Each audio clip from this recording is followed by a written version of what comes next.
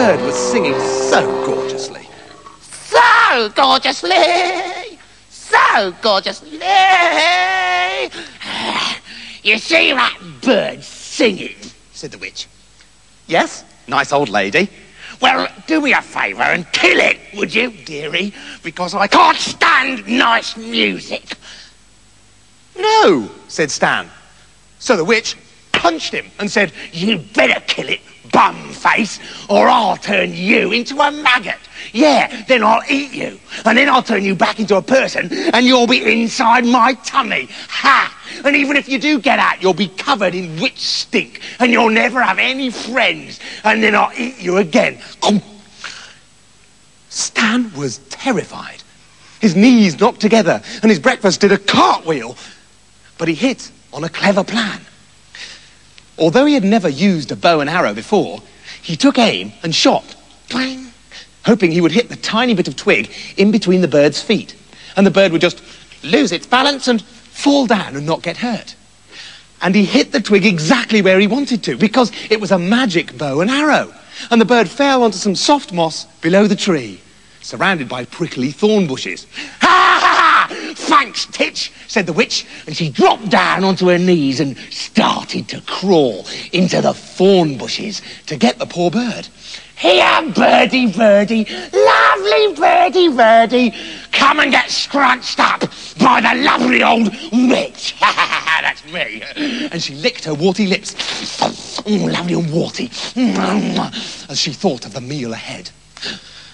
Well, Stan didn't want the poor bird to end up in the horrid witch's tum, so when he saw that the witch was right in the middle of the thorns, he picked up his brand new magic fiddle and began to play. At once, the witch's heels flew up in the air. Up and down she began to jump and squeal, and her teeth flew out and flew back in again, upside down. The more Stan played, the faster she danced. The thorns tore the witch's long underdrawers and pulled out half her beard, and scratched and scratched her all over. Oh dear! Oh dearie me!" cried the witch.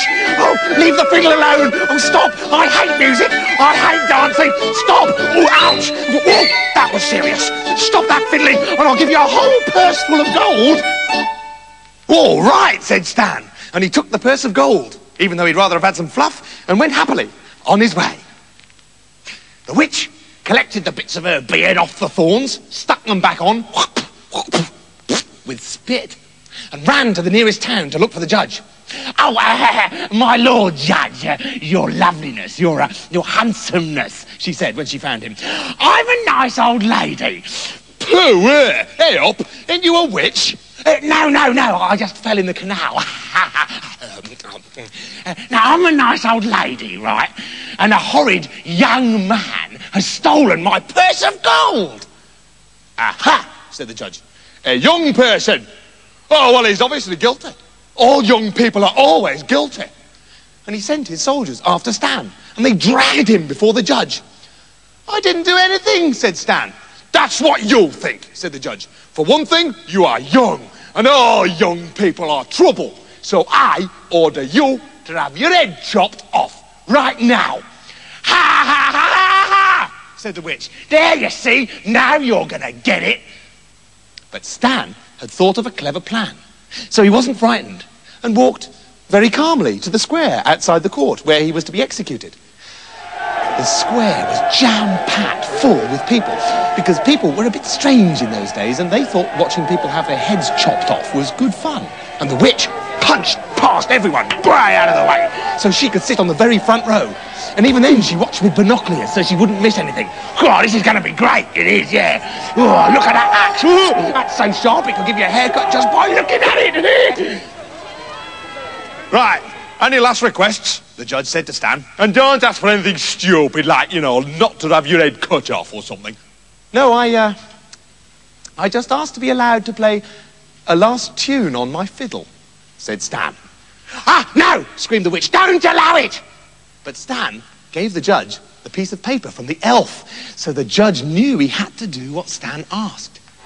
Stan picked up his fiddle and played the first note, and everyone began to quiver, shake, and they raised their legs in the air. And the executioner let go of Stan and flapped his arms out, ready to dance. And the witch yelled, "Oh, my poor teeth!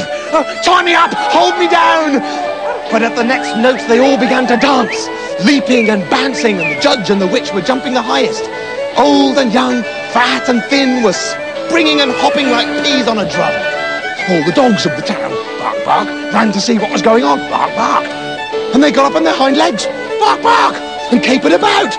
And the longer Stan played, the higher the dancers bounced. So they banged their heads together and began to shriek and bark terribly. The judge screamed, "Young person, I will give you your life if only you will stop this fiddling." So Stan took pity on them and put his fiddle away. And instantly, all the people and the soldiers and the dogs crashed to the ground in a heap. And Stan went away happy and free, except he was a bit disappointed to have so much money and not one bit of fluff. So lovely.